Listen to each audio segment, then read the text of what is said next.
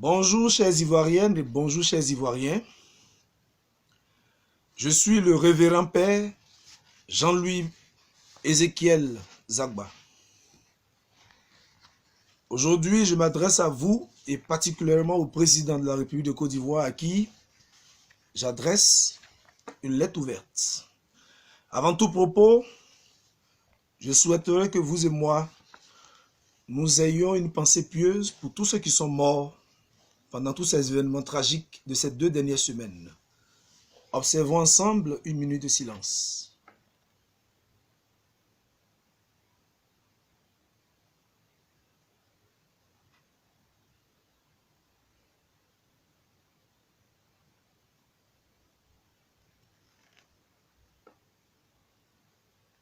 Nos pensées vont également à l'endroit de tous ceux qui ont été blessés pendant ces événements.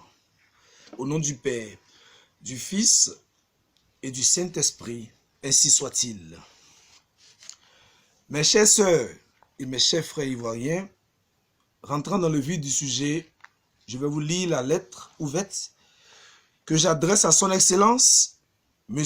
Alassane Dramane Ouattara, président de la République de Côte d'Ivoire. Monsieur le Président, ne souhaitant pas rester spectateur devant la situation très préoccupante qui prévaut en ce moment dans notre cher pays, la Côte d'Ivoire, je me permets de m'adresser à vous à travers ma plume, au fin d'appeler votre attention sur un point de prime importance. Celui qui vous adresse ces mots est prêtre de Jésus-Christ, ivoirien de père et de mère, qui a appris à chérir la République de Côte d'Ivoire, qui est une et indivisible, laïque, démocratique et sociale, confère l'article 49, alinéa 1 de la Constitution. Et ce, depuis sa tendre enfance, à travers le scoutisme qui se veut être une école de patriotisme. Nonobstant ce que d'aucuns pourraient croire et ou faire croire, la laïcité de l'État ne sous-entend pas que le domaine plus vaste de la notion de patrie exclut la participation active des religieux. En sus, m'appuyant sur l'article 19, alinéa 1 de notre Constitution, qui dit ceci, et je cite, « La liberté de pensée et la liberté d'expression, notamment la liberté de conscience, d'opinion philosophique et de conviction religieuse ou de culte, sont garanties à tous. Chacun a le droit d'exprimer et de diffuser librement ses idées. J'ai pleinement la latitude de m'adresser à vous en votre qualité de président de tous les Ivoiriens. Sachez d'entrée de jeu que mes propos n'auront aucune connotation politique. Se taire lorsque tout va mal, c'est se rendre coupable vis-à-vis de l'entité spirituelle formée par l'âme de toutes les Ivoiriennes et de tous les Ivoiriens vivants et morts, car il en va de la vie de notre nation. Monsieur le Président de la République, je suis vraiment gêné. Et la grande majorité des Ivoiriens avec moi, nous sommes tous gênés. Et ce, au plus haut point. Aussi ma lettre se veut être un soufflet qui aura le mérite de vous réveiller. Oui, de rappeler à votre mémoire attentive le serment solennel que vous avez prêté le mardi 3 novembre 2015. Traditionnellement, chez les chevaliers de l'Antiquité, le soufflet, pour ceux qui ne savent pas ce que c'est que le soufflet, c'est une paire de gifles, était donné pour que le récipiendaire se souvienne de son serment afin qu'il ne l'oublie jamais. Prêter serment, ce n'est pas une simple formalité administrative et bien loin d'être une banale sensiblerie ou une scène théâtrale au cours de laquelle on réunit des copains à la bonne franquette. C'est prendre un engagement en donnant sa parole qui doit revêtir un caractère sacré en présence de Dieu. Je vous remets ici les thèmes du serment que vous avez prêté. Vous avez dit ceci, Monsieur le Président, devant le peuple souverain de Côte d'Ivoire, Je jure solennellement et sur l'honneur de respecter et de défendre fidèlement la Constitution, d'incarner l'unité nationale, d'assurer la continuité de l'État et de défendre son intégrité territoriale, de protéger les droits et libertés des citoyens, de remplir consciencieusement les devoirs de ma charge dans l'intérêt supérieur de la nation. Et vous avez fini par que le peuple me retire sa confiance et que je subisse la rigueur des lois si je trahis mon serment. Ce sublimissime texte, j'en suis persuadé, vous l'avez en guise d'anti-sèche au chevet de votre lit et sur le plateau de votre bureau depuis maintenant 10 ans. Il vous est familier, car tous les Ivoiriens veulent croire qu'ils trouvent un écho favorable en vous et au plus profond de vous, puisque l'enfreindre serait ajouter au parjure la déchéance morale. Nous allons maintenant au fil de l'eau le disséquer pour en ressortir la quintessence à la lumière des valeurs divines et morales, puisque nous vous savons très croyants en Dieu. Donc, petit 1, vous avez dit que vous prenez cet engagement solennel devant le peuple souverain de Côte d'Ivoire. Mais comme le stipule la célèbre citation française, la voix du peuple est la voix de Dieu. Soit en latin, Vox Populi, Vox Dei. C'est bien en présence de Dieu, Monsieur le Président, que vous avez prêté serment. Et ce peuple ivoirien souverain est plus grand que vous. M'appuyant d'une part sur la lettre de Saint Paul, apôtre aux Hébreux qui dit, ceci et je cite, « Or, les hommes jurent par celui qui est plus grand qu'eux. Et le serment est une garantie qui met fin à tous les différends. » Confère Hébreux 6, verset 16. Et d'une part, et d'autre part, du moins, sur l'article 49 de notre Constitution, en son alinéa 2, qui dit ceci, et je cite, « Le principe de la République de Côte d'Ivoire est le gouvernement du peuple, par le peuple et pour le peuple. » On peut tromper, Monsieur le Président, une partie du peuple pendant un certain temps, mais on ne peut pas tromper tout le peuple tout le temps. Comme on ne peut pas envoûter tout le peuple tout le temps. Petit 2, vous avez dit, je jure solennellement et sur l'honneur de respecter et de défendre fidèlement la Constitution.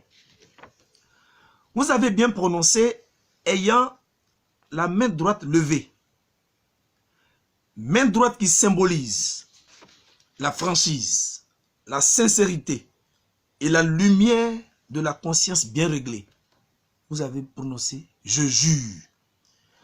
Et le roi Salomon de vous instruire en disant ceci, que c'est un piège pour l'homme que de prendre à la légère un engagement sacré et de ne réfléchir qu'après avoir fait un vœu.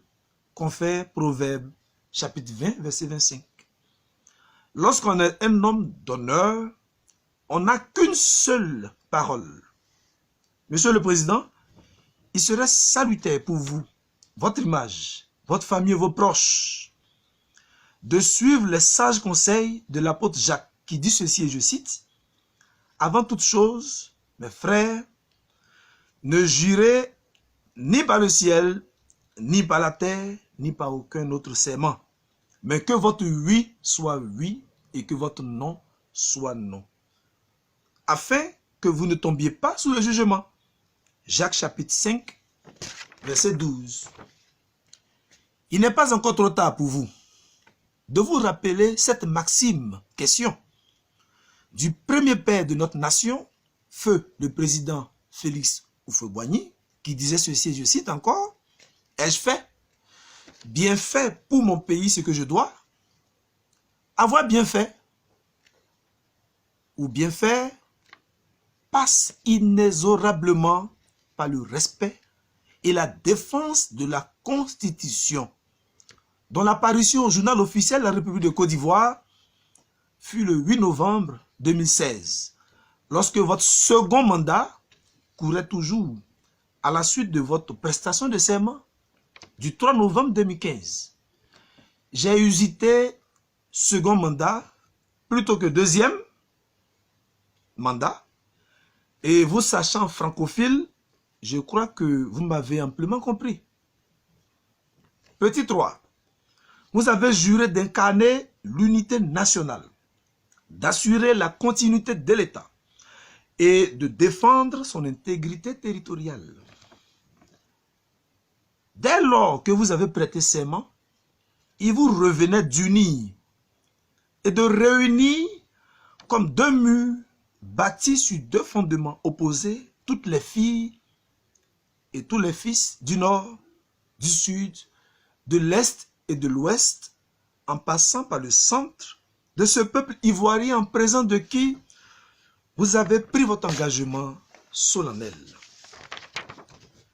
Mais fort a été de constater que plutôt que de réconcilier les Ivoiriens, vous les avez divisés. Au lieu d'être le ciment de la fraternité qui doit joindre les briques pour construire l'édifice d'un état de droit, pour que tous rassemblés pour ta gloire te bâtiront dans le bonheur, qu'on fait un extrait de notre hymne national, nous avons assisté durant une décennie à une discrimination sans pareil. Petit 4. Vous avez juré de protéger les droits et libertés des citoyens. Monsieur le Président, je me fais votre pense-bête. Lisons ensemble quelques articles de notre Constitution. L'article 3, alinéa 1, il dit ceci, et je cite, « Le droit à la vie est inviolable. » Fin de citation. Toujours l'article 3, l'alinéa 2, dit ceci, et je cite, « Nul n'a le droit d'ôter la vie à autrui. » Fin de citation. L'article 22 dit ceci, et je cite, « Aucun Ivoirien ne peut être contraint à l'exil. » Fin de citation. Et enfin, l'article 28 de notre Constitution dit ceci, je cite, en son alinéa 1, « L'État s'engage à respecter la Constitution, les droits de l'homme et les libertés publiques. Il veille à les faire connaître et à les diffuser au sein de la population. » Petit 5. Vous avez juré de remplir consciencieusement les devoirs de ma charge en vous citant dans l'intérêt supérieur de la nation. Depuis votre accession au pouvoir d'État, Monsieur le Président Alassane Draman Ouattara, nous assistons à deux cas de figure. Il y a une partie de la population ivoirienne qui est malade parce qu'elle mange trop et toute seule. Et il y a une autre partie non moins grande qui est également malade parce qu'elle meurt de faim. Et l'intérêt supérieur de la nation, c'est la répartition égale des biens sur l'ensemble du territoire national. L'intérêt supérieur de la nation, c'est de respecter la Constitution qui vous interdit un mandat de plus qui va au-delà du second que vous êtes en train de finir. L'intérêt supérieur de la nation, c'est de nous laisser un bon souvenir de vous, en créant une cohésion sociale et un climat de paix entre toutes les forces vives de la nation. Enfin, l'intérêt supérieur de la nation, c'est de vous préparer à rendre le baudrier et la grande croix de président de la République sans tâche à votre successeur par une cérémonie de passation de charge à l'issue d'une élection juste, transparente, pacifique et inclusive à laquelle vous-même, vous ne prendrez pas part. Petit 6. Vous avez dit vous-même, en levant la main, avec la constitution devant vous, que le peuple me retire sa confiance et que je subisse la rigueur des lois si je trahis mon serment. C'est très certain. Vous répondrez au juge suprême des rois. Quant à nous, Ivoiriens, nous vous pardonnons car vous ne savez pas ce que vous faites. Vous connaissez très bien le peuple ivoirien. Il n'a pas la vengeance dans son ADN. Mais sachez-le, il vous a retiré sa confiance. C'est le lieu de vous dire, sans faux fuyant, ni restriction mentale aucune, que vous avez trahi votre serment. Et le prophète Osée vous le rappelle avec force. Il dit ceci, je cite, « Il prononce des paroles vaines, des serments faux lorsqu'il conclut une alliance. Aussi le châtiment gemmera comme une plante vénéneuse dans les sillons des champs. » Confère Osée 10, verset 4. Nous prions le Dieu de la Côte d'Ivoire de daigner vous absoudre pour tous les actes contraires à la constitution que vous avez posée. Et le prions également pour toutes les filles et les fils de la mère patrie, à l'intérieur comme à l'extérieur du territoire, afin que la flamme de la paix et de l'amour anime tout un chacun. Et en conclusion, la mère patrie manifeste l'ardent désir de faire le deuil de tous ses enfants tombés. Elle ressent le pressant besoin de panser les plaies des blessés émotionnels et physiques. Les esprits bienheureux et les âmes errantes ont fort besoin de reposer en paix. L'aura terrestre de notre chère Côte d'Ivoire a besoin d'être purifiée et lavée du sang versé surtout depuis 3 décennies. Ainsi parle le Seigneur, l'Éternel. Il y a mes esprits célestes qui se sont levés pour tirer vengeance du sang des martyrs sur le sol ivoirien à cause du piétinement de la Constitution. Et qu'aucun rituel ne pourra freiner. J'invite mon peuple à la repentance et à la culture de l'amour. Que ceux qui ont des oreilles pour entendre, entendent.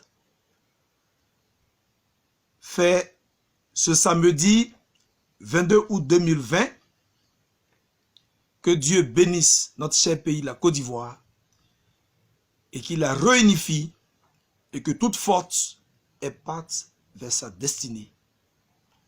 Je vous remercie.